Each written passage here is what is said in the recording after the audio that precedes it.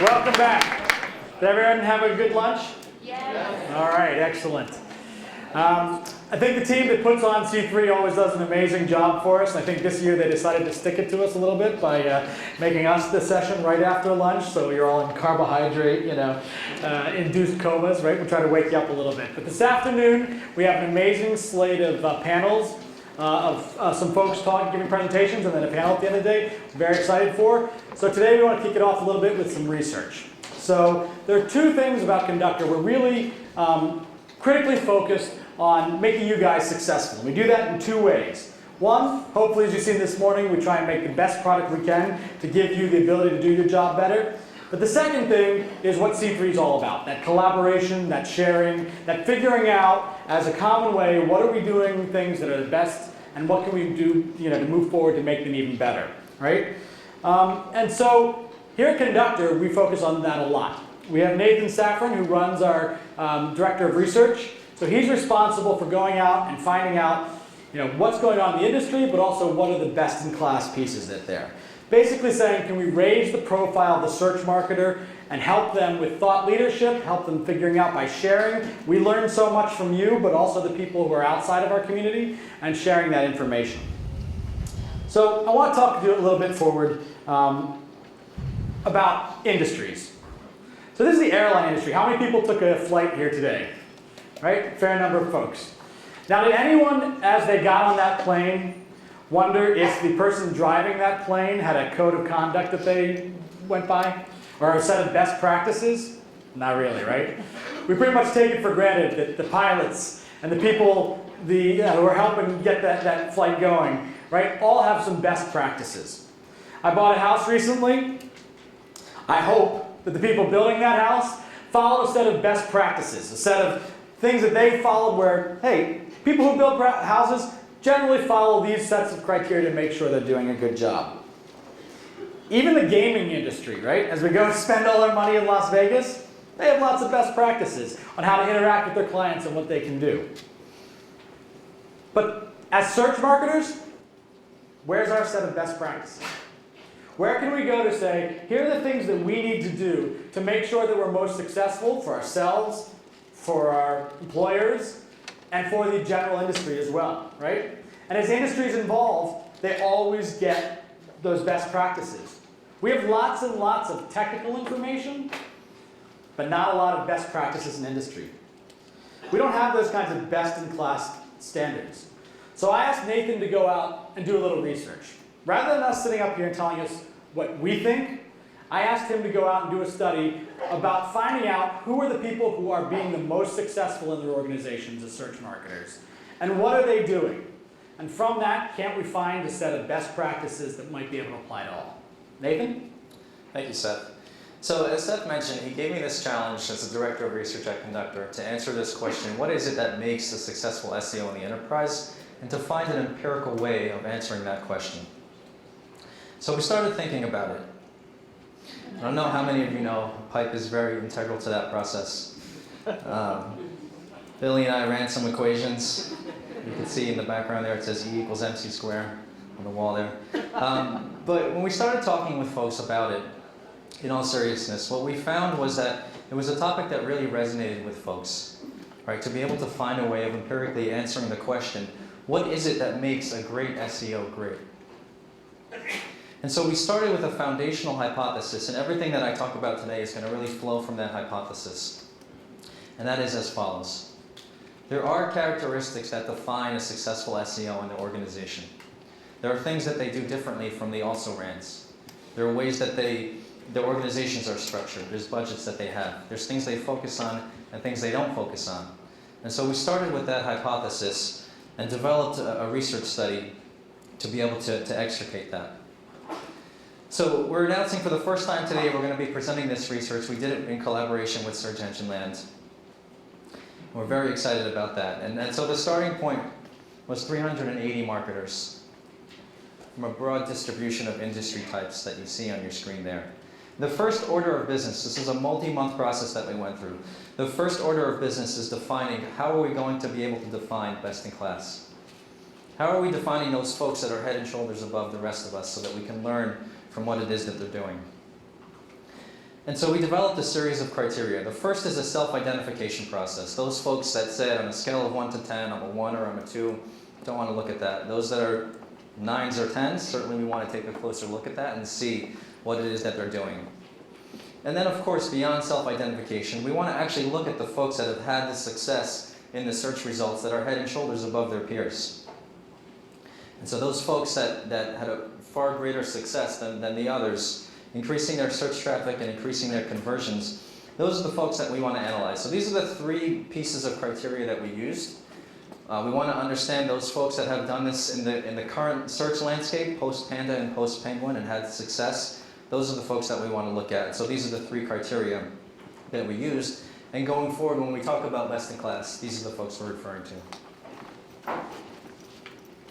So once we got through the data, when we got through analyzing everything and looking at it backwards and forwards, we felt comfortable saying we can answer 3 key questions for you guys today.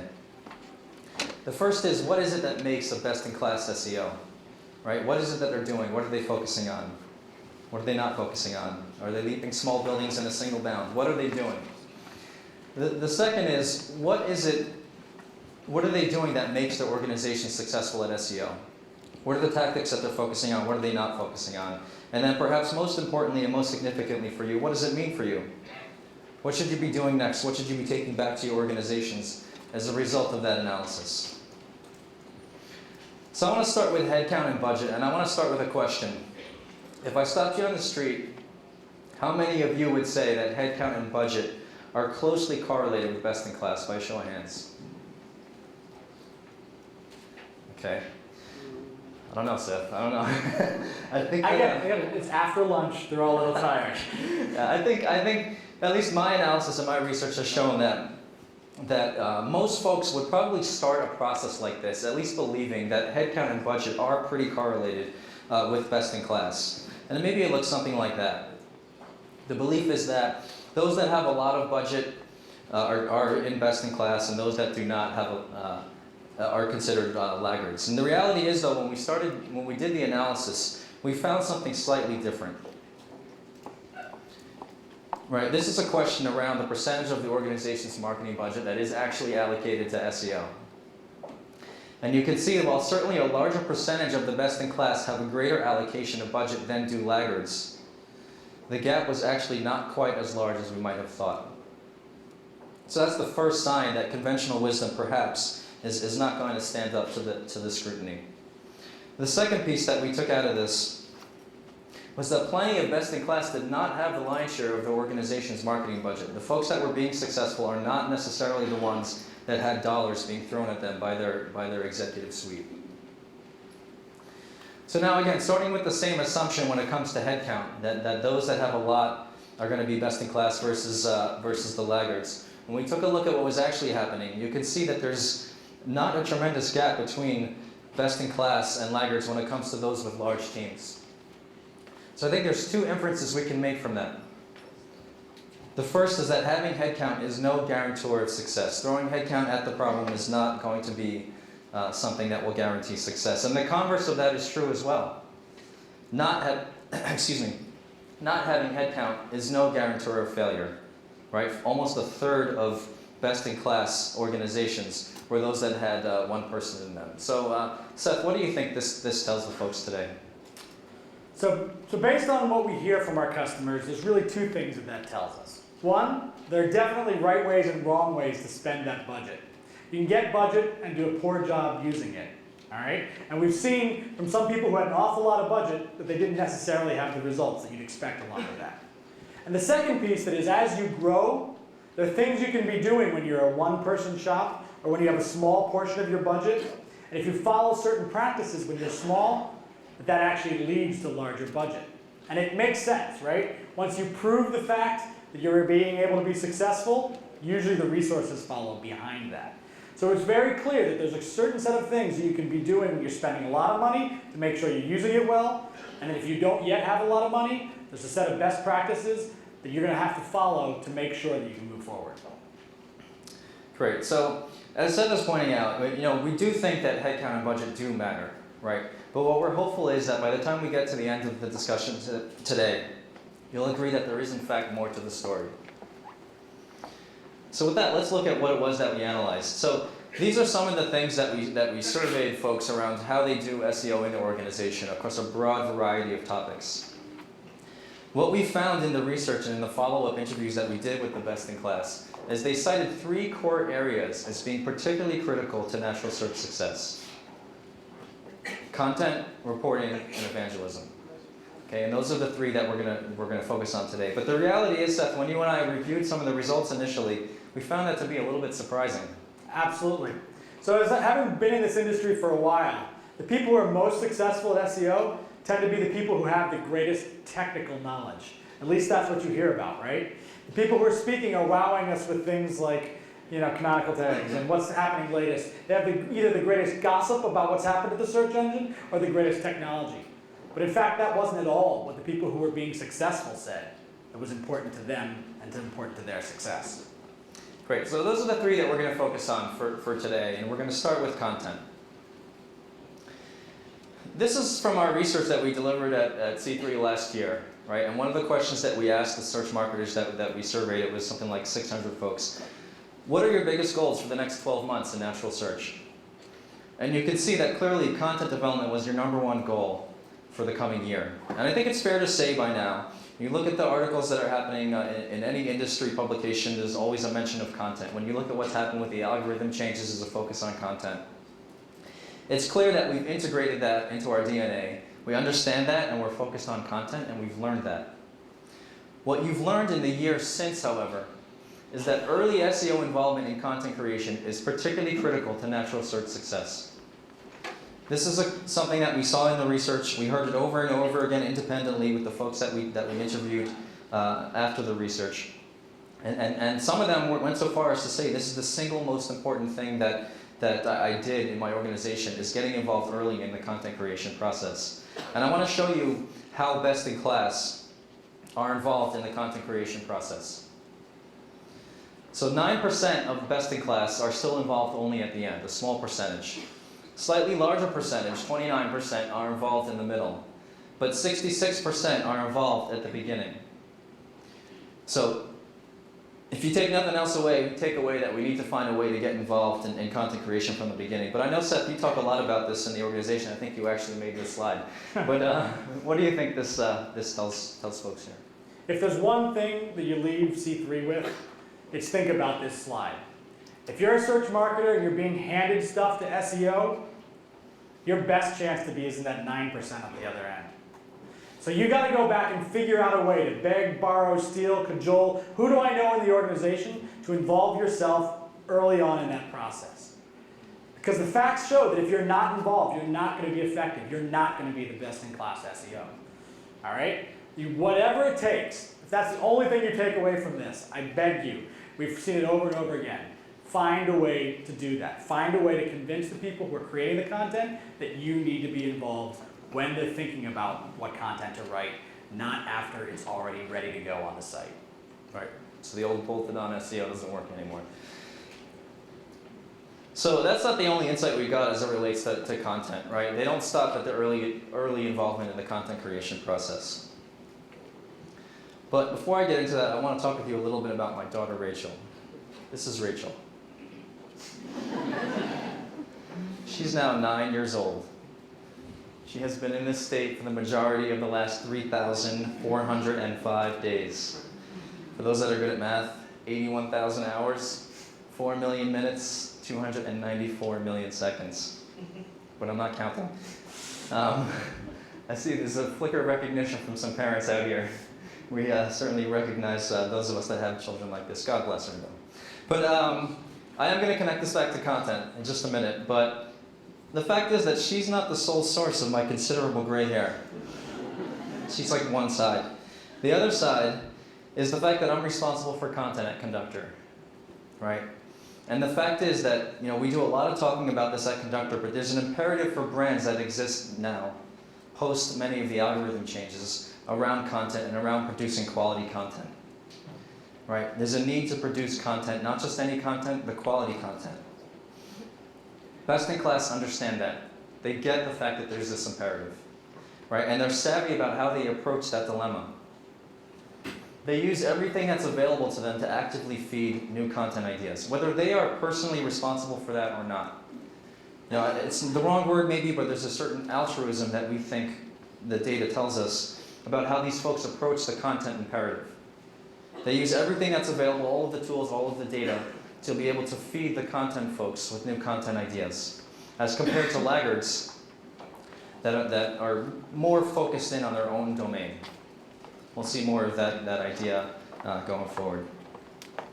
So one of the things we're introducing today is after Nathan does the research, we're trying to give you with a conductor viewpoint. Something that we've seen based on the research and based on interviews with you that you can take back. So this is going to be the first conductor viewpoint that we move forward on what to do next here about content, right? So the content takeaways. Number one way or another, you got to get involved early on, all right? Start by showing those content creators real value by showing them why it's in their best interest to involve you early. If you make it valuable for them, you have a chance.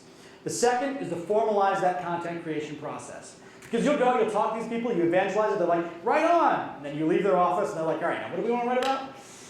So if you don't have a formalized process there, you don't have a chance.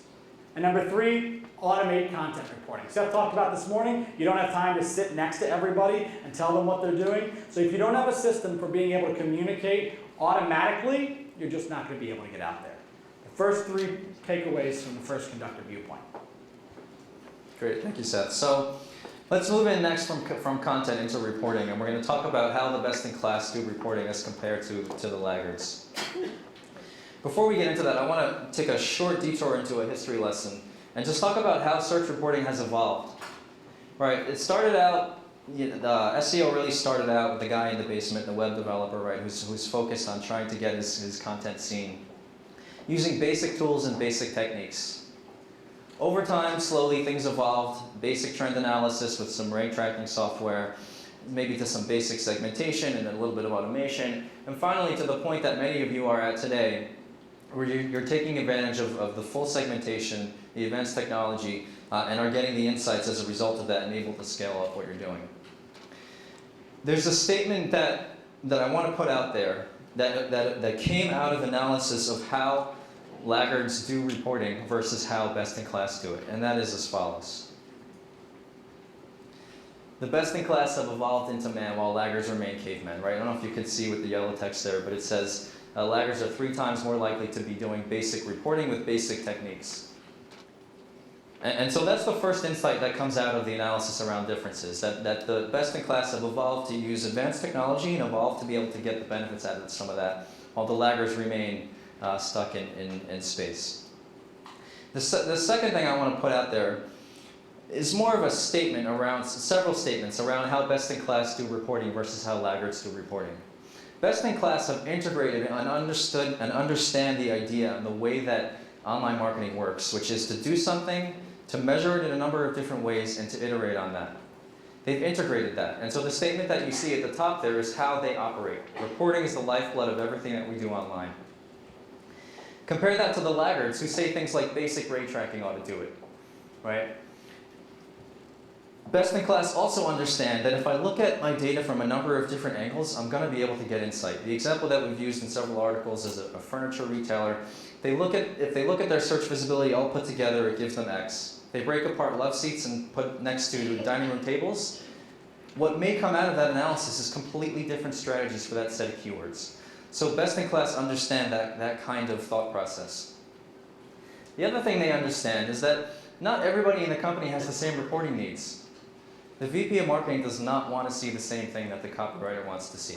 And so they provide unique reporting to their stakeholders, whereas the laggards say things like one-size reporting will work just fine. So distinct differences in how best in class approach reporting versus how laggards do. This is an interesting one, because although this is a question about reporting, right? What we asked here is how well do you use SEO data to inform other areas of the business? What I think it reveals is a mindset difference between laggards and best in class. Laggards want to know what's in it for me, and the best in class want to know how can what I know help the business. So for example, a best in class might say something like, for the purchaser in my organization, can seasonal search trends help them to make business decisions? For the product manager, can online, the competitive landscape information allow them to look at things in a slightly different way from a slightly different lens? And so there's a concern that extends to the organism for the best in class, whereas the laggards are kind of focused on what it is that is in it for them. Now, before I hand it over to Seth to tell you what that means, I want to make one statement about laggard, one final statement about laggard reporting habits. That is that. So Seth, tell us what that means if you could. Rachel? So there are a couple things. Number one, first up, is to take the steps out of being reporting like a caveman. We know this is like basic, but if you think about how you're actually reporting, and if you're at those early stages, take baby steps, small steps to move you forward. Are the reports going out to the right people? Are they going out automatically? The second one is introduce, publicize, and iterate. So there's nothing worse than getting a report that just comes in and automatically gets deleted. So after you set up those conversations where you're putting these reports, these information in front of other people in the organization, you have to make sure that they're actually consuming it. Go ask them if it was useful for them. And anything that they don't say, yeah, that was awesome, stop delivering it to them. One thing we see over and over again is the time, the attention you get is very, very valuable. So make sure you're giving them things that make their job easier and that they're getting used. And the last piece is that there's no I in SEO, and that's 100% true.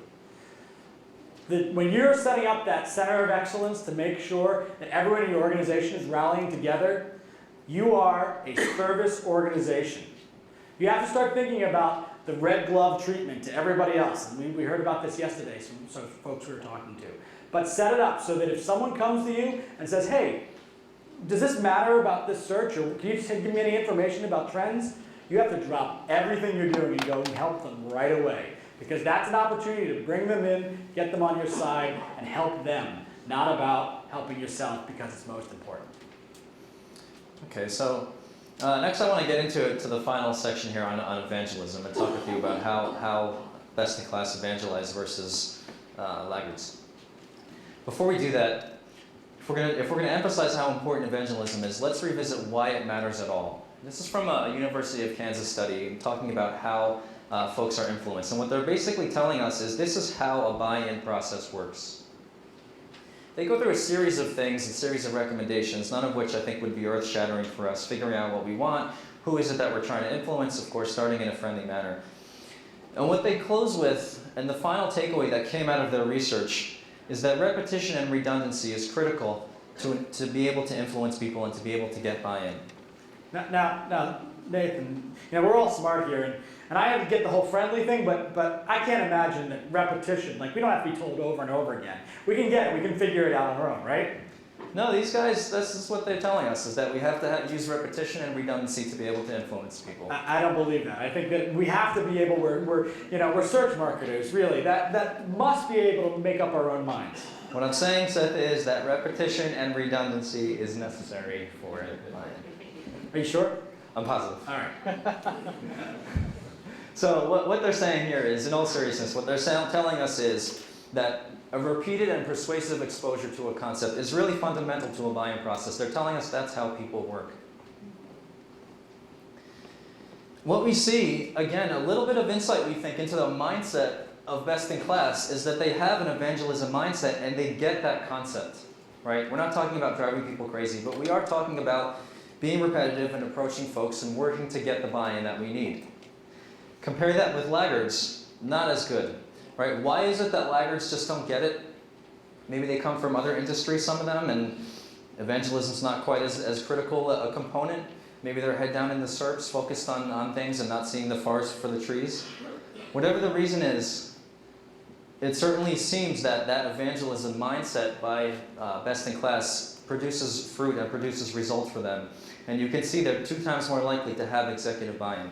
Now, certainly we understand issues of causation and correlation, but we think it's fair to conclude that an evangelism mindset correlates with increased executive buy-in.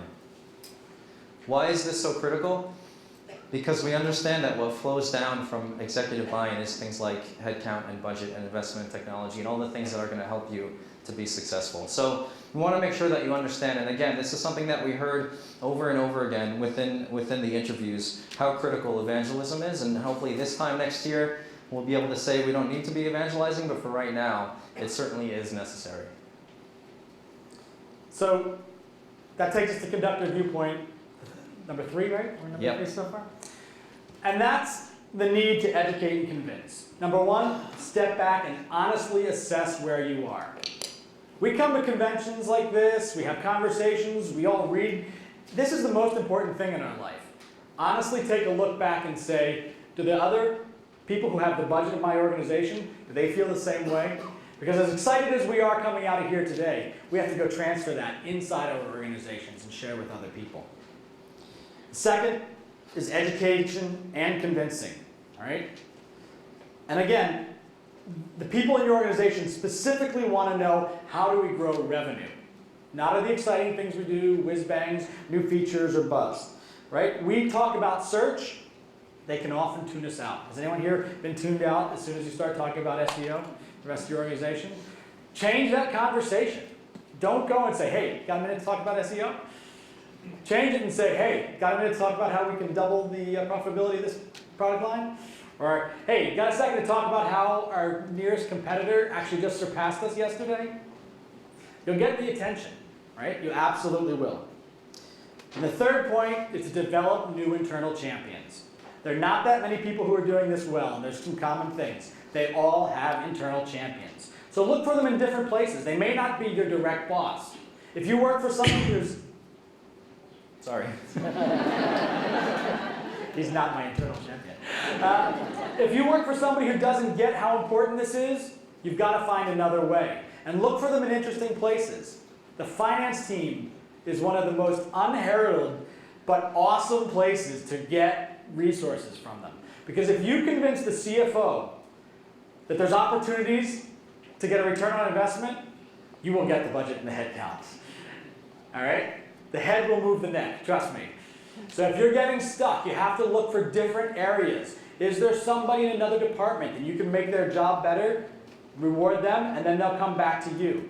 And this is the way that, through repeated efforts, which I just learned actually works, you start to get people paying attention. They start coming to you, and you find out being successful. So to recap, 1, our starting hypothesis was confirmed. There are absolutely differences between the way best-in-class SEOs practice it and the way the laggards are. So go back. I challenge you today, as you're thinking in your organizations, think about where you fall into those. Nobody is perfectly best in class. That's the good news, right? There's not a single person that we talked to that was like blowing it out of the water in every good thing they can do. So pick what you can do and move forward. The 3 core critical areas that we're talking about: 1, content. Search must be involved early. Remember that. 2, reporting matters. Keep on putting it, what's going on, why it's important, why it's relevant, in front of the right people. And third, evangelism. You have to get behind it. So what does all this mean? When we put these all together, the survey data, from conductors' sort of 8 years perspective, and the interviews we did, we sort of have an overview of what the best-in-class organization looks like. Nathan? Seth. So as Seth said, we want to take it all now and put it all together, right? The research that we did, the follow-up interviews, and our viewpoint on watching the industry change over the last number of years. And so the old way of doing things is as follows. Right? We're siloed in the organization, hands down, or head down rather, focused on the SERPs, and focused on the hands-on SEO activities, right? And that's the old way of doing things, and it's probably worked okay until now. Can I interrupt here? How many people view themselves primarily as functioning this way? Be brave. All right?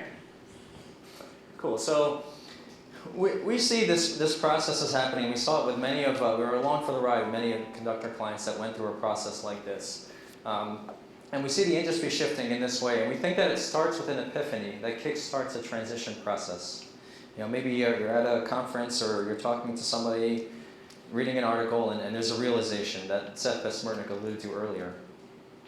No matter how good of a technical SEO you are, and there are a lot of good technical SEOs here, you can never be as effective in natural search as having 100 people or dozens of people pulling in the same direction towards natural search success. What follows that epiphany, again, as Seth Besmernick alluded to earlier, is establishing a center of excellence.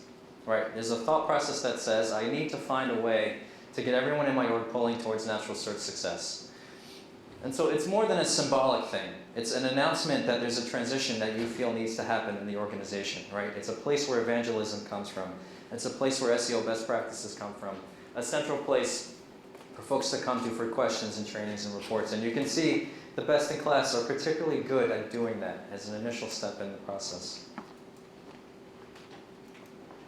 The next thing that we heard, and this is an idea we heard a lot in the interviews, right?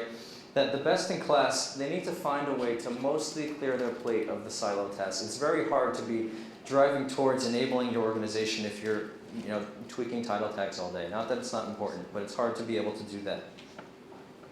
And so for some of the best in class told us that they had some staffing adjustments, maybe taking some junior people and handing them greater responsibility, but also investing in the technology that many of you understand. This is from some research that we did a while back, comparing what the time savings are compared to doing things manually or semi-automatically versus a fully automatic system. So the goal of that is to be able to try to pave the way and start paving a path to be able to develop an enabled SEO structure within the organization. And you can see differences in adoption of the technology. Now, what follows this process, what follows this transition, is a change in the day-to-day life of the SEO.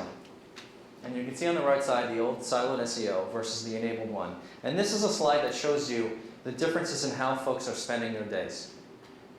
I was at a conference a little while back talking to someone that used to be responsible for all of SEO for Microsoft. And she was telling me independently, before we even talked about this research, the process that she went through towards enabling. She said she spends all of her time evangelizing, enabling other people, and finding a way to get people to pull towards SEO. And so we talked about the content side, we talked about finding ways for advanced reporting, more focused on resource management and the right folks in place, as compared to the siloed SEO that is still heads down in the search. So the result of this change in focus is this, right? Where the siloed SEO drives it alone for the most part, and the enabled person has the organization driving with him or her, right?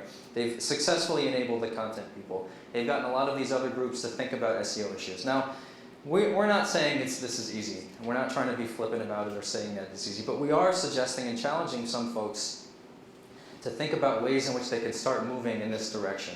So with that, Seth's going to wrap us up and take us home. So finally, takeaways on this. Number one, the future of the SEO in the organization is as an enabled search marketer. Our jobs are changing right out from underneath us here. And so if we're not paying attention to this, we run the risk of doing a great disservice, not only to our companies, but to ourselves as well. Number two, there is no path to success to compete with duplicating your efforts everywhere. We tell a story about, would you rather hire the #1 best search marketer in the world, or would you rather have the number 10 person, but have 100 people in your organization all pulling in the same direction? It's the second one that's going to get you farther. So think about people who have the skills and if you're a manager especially out there, who have the skills and have the abilities to communicate with other departments also. And finally, if you're not thinking about this, you're absolutely going to be transitioning into being left behind. And so this is something, I don't want to be dire, bring us all down right after lunch, right? But those difference between those best in class and those laggards could not be more apparent. We're going in this direction as an industry, and we want to make sure that everyone in this room goes along with it as well. So thank you very much. Thank you very much, Nathan.